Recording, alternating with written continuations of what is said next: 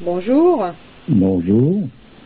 Alors, dans les derniers commentaires du dernier constat choix délibéré, on parle d'esthétisme pour répondre au fait que l'attraction du mouvement gothique pour la plupart des jeunes viendrait du fait qu'ils trouvent un certain esthétisme là-dedans. Alors, justement, je vais te lire un passage d'un commentaire où il est dit « J'aurais tendance à être plutôt méfiant vis-à-vis de simples modes du type gothique, etc. dans un monde où la matière a pris tellement d'importance. L'esthétique est un argument majeur pour les mouvements dits satanistes qui ont tout intérêt à ce que ce soit pris à la légère par ceux qui seraient tentés de réagir sérieusement en d'autres circonstances. » Et là, on peut parler d'une certaine banalisation. Hein. Qu'en penses-tu ? Oui, c'est vrai que... Mais disons que je pense que le point de départ, c'est de maintenir et de former tout un monde dans une ignorance plutôt que de leur apporter certaines connaissances qui sont toutes simples. Dans le temps, les gens dans les métiers connaissaient la valeur déjà des matériaux qu'ils utilisaient. Alors, si on veut parler d'esthétisme ou de quoi que ce soit, ou même de matière, une matière, elle a une raison d'être et il existe plusieurs formes de matière. Il y a du bois, il y a de la pierre, il y a du fer, il y a des tas de choses. Donc, à quoi correspondent ces choses-là? Pourquoi est-ce que l'on fait telle chose dans tel matériau? Qu'est-ce qu'on doit faire avec tel matériau? Que représentent ces matériaux sur un plan énergétique même, tout simplement? Voilà, le fer, c'est pas le bois. Donc, comment travailler du fer pour lui enlever, par exemple, son agressivité? Comment utiliser les couleurs de façon à ce qu'elles soient en harmonie et qu'elles amènent l'homme à cette harmonie qui doit le représenter en quelque sorte. Donc, c'est des connaissances, ça, qui sont nécessaires, ou bien on n'a rien à toucher à rien. Bon, on en est loin là de tout ça. Ben voilà, mais si on en est loin, c'est là où est la gravité. Quand tu vas après rentrer dans le cadre de faire quelque chose pour faire quelque chose, ça n'a aucun espèce d'intérêt. Oui, et pour parler d'esthétisme, voire de l'esthétisme dans cette morbidité, il faut avoir vraiment quelque chose qui tourne plus rond pour en arriver là, quand même. Ben ça, c'est justement ce qui tourne plus rond, c'est cet état d'ignorance. C'est-à-dire qu'on est exactement dans la position qui correspond à ce que on pourrait dire. Je crois que M. Chuon disait à un moment donné que comme Satan voulait être aussi original que Dieu, il n'avait pas d'autre choix que l'horreur. Voilà dans quoi il faut baigner. Bon, moi je veux bien d'une certaine manière, mais j'entends pour en avoir une vue suffisamment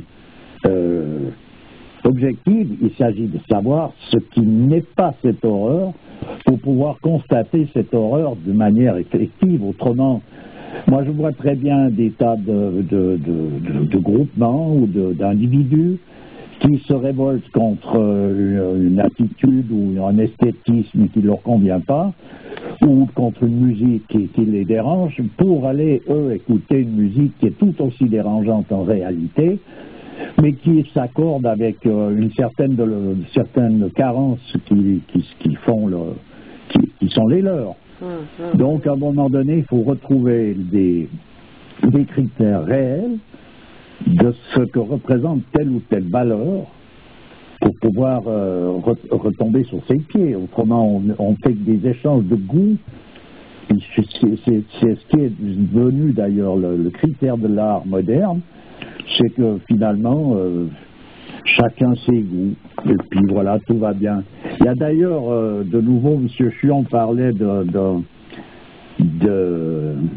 Till L'Espiègle, oui, qui avait été engagé comme peintre à la cour d'un prince et qui avait présenté à l'assistance une toile vide, en déclarant « Qui n'est pas l'enfant de parents honnêtes ne verra rien sur cette toile ». Alors évidemment, il n'y a aucun des seigneurs qui a voulu avouer qu'il ne voyait rien. Alors chacun, afin d'admirer cette toile vide, Donc voilà une position complètement où tout est arbitraire à quelque part, on est bien d'accord. Oui. Et cette histoire-là, bon, ça peut paraître une plaisanterie, mais actuellement, on en est là. Dans le sens que tout le monde regarde les choses et suivant dans quel milieu on est, il faut trouver quelque chose à dire qui correspond à la mode du moment pour faire bonne figure, pour avoir l'air d'avoir compris quelque chose. Pour avoir l'air de faire partie de la crème, du gratin, quoi. En tout cas, avoir l'air d'être dans le coup. Voilà, c'est ça. Donc après, faut trouver un motif de participer à toutes ces histoires, mais sans en connaître ni l'absent ni l'aboutissant. Voilà. Quand tu vois toutes ces horreurs là dans l'art moderne, franchement, s'ébahir là-devant, c'est complètement insensé.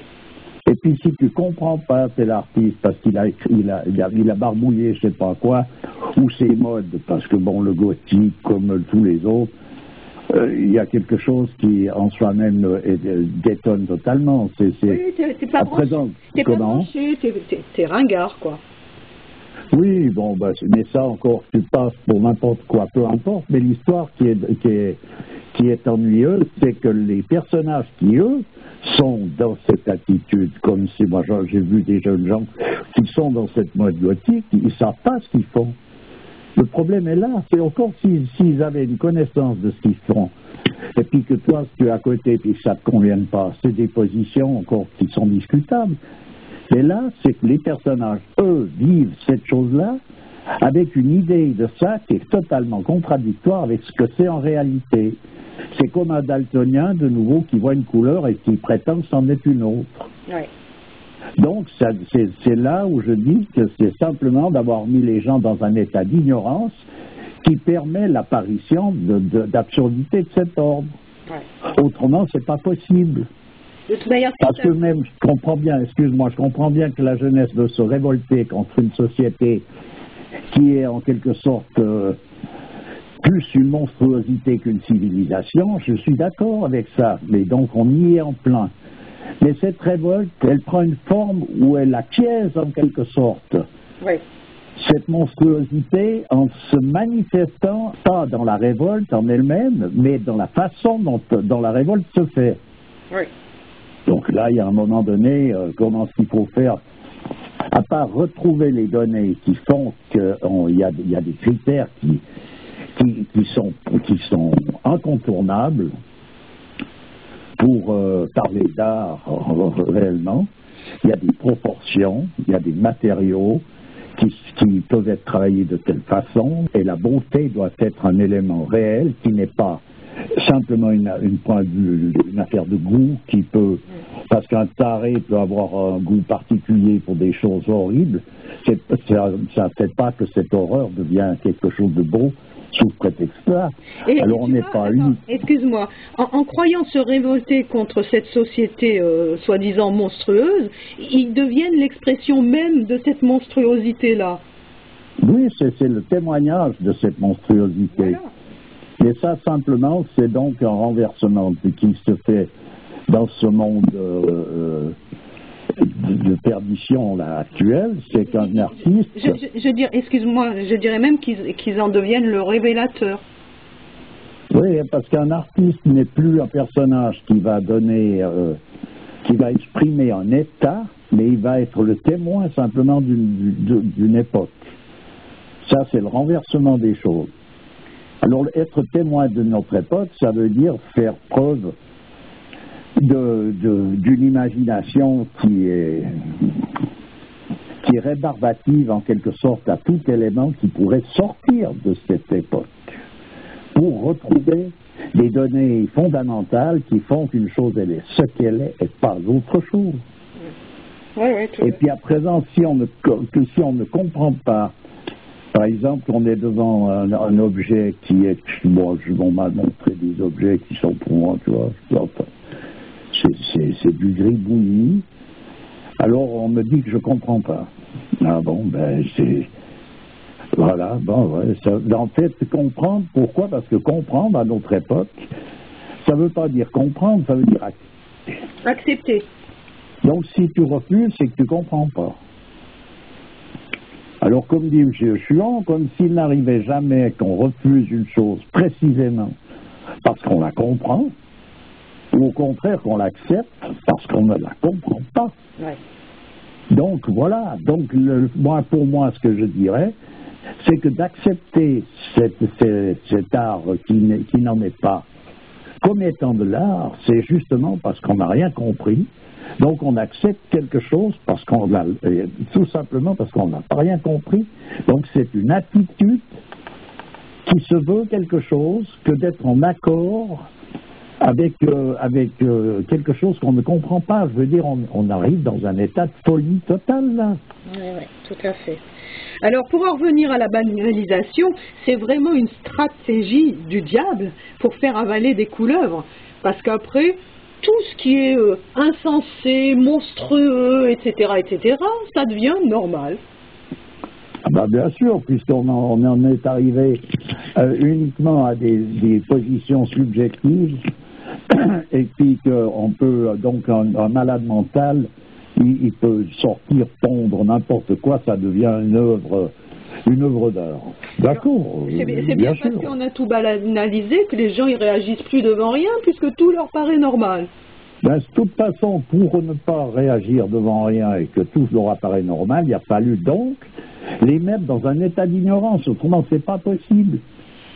Moi je regrette, mais je sais qu'en tout cas, toutes ces banalisations apparentes des choses, pour moi, elles ne m'apparaissent pas comme des banalités. Elles sont l'expression de l'horreur systématique qui est balancée à tout vent, de manière à ce que tout le monde s'imprègne de cette horreur et ne puisse pas avoir les yeux qui puissent se lever vers le ciel et vers la bonté.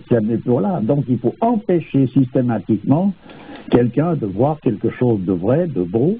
Donc pour ça, il faut le harceler constamment avec ces horreurs de tous bords.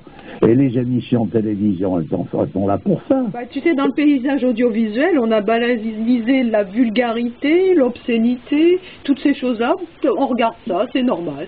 Je sais, mais le gros problème, c'est que même celui qui peut en être conscient d'une certaine manière, c'est-à-dire plutôt mentalement, qu'est-ce qu'il fait? Il y va aussi et il reste devant cette même histoire. Donc, comment est-ce qu'on fait pour sortir de là? C'est là l'intérêt, et c'est ça une véritable étude, c'est de rentrer dans des possibilités, des démarches qui permettent de se retirer de la circulation de ces choses-là. Il y a une espèce de curiosité maladive là pour voir où on est. C'est un petit peu comme pour prendre la température. Dans quel état en est la société actuellement? Tiens, je vais oui, mais c'est pas. En réalité, c'est une illusion parce que c'est pas en devenant malade qu'on peut prendre la température pour savoir où on est, je sais pas quoi. Si on veut voir passer le cortège, il faut se mettre en dehors. Oui, mais tu crois qu'il y a une contagion systématique là? Systématique. Ah ouais, mais c'est obligatoire. Ça ne peut pas être autrement. Si on veut avoir d'autres références, il faut donc se plonger dans d'autres références et dans d'autres attitudes à l'égard des choses.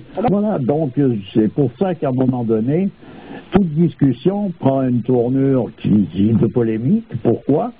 Parce qu'il s'agit plutôt de trouver donc quelles sont les démarches à faire pour se sortir de manière à avoir une notion, par exemple, de ce que représente la beauté, la laideur, les choses, pourquoi, quels sont les critères qui font qu'une chose est belle ou qu'elle ne l'est pas. Il faut donc étudier ces critères. C'est pas simplement en étant plongé devant tel ou tel objet, puis que on va estimer par rapport à ce que l'on en ressent devant cet objet. Mais ça vaut pas un clou.